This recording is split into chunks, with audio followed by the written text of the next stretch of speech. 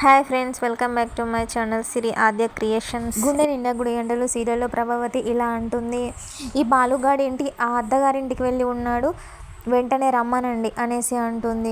అప్పుడు సత్యం ఇలా అంటాడు, ఎందుకు అనేసి, ఇది ఆషాఢం కదా, వెంటనే రమ్మనండి ఇంటికి అనేసి అంటుంది ప్రభావతి. సత్యం ఇలా అంటాడు, వాడు ఎప్పుడు వచ్చాడు, ఎప్పుడు వెళ్తాడు, అసలు తిన్నాడా లేదా అనేసి నువ్వు పట్టించుకోవు కదా అనేసి అంటాడు సత్యం.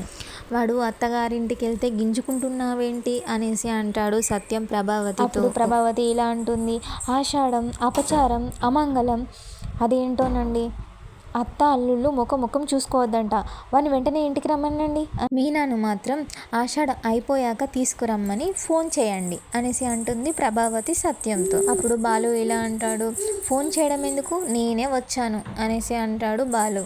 ప్రభావతి షాక్ అవుతుంది. ఇంత తర్వాయి భాగంలో మీనా బాలు ఇద్దరు కారులో వెళ్తూ ఉంటారు. వాళ్ళ అమ్మ కళ్ళు తిరిగి కింద పడిపోతుంది. అది మీనా బాలు చూస్తారు. అక్కడికి వెళ్తారు. మీనా బాలు ఇద్దరు ఆమెను లేపుతారు. లేవకపోయేసరికి ఆమెని హాస్పిటల్ తీసుకువెళ్తారు.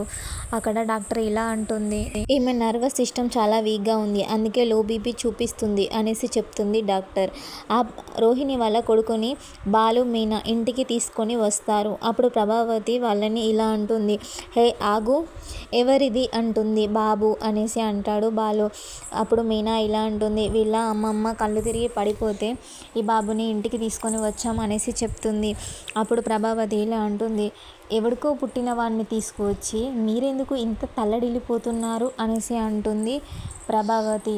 అప్పుడు రోహిణి వచ్చి అత్తయ్య అనేసి గట్టి అరుస్తుంది రోహిణి. అప్పుడు మీనా బాలు ఇద్దరు షాక్ అవుతారు.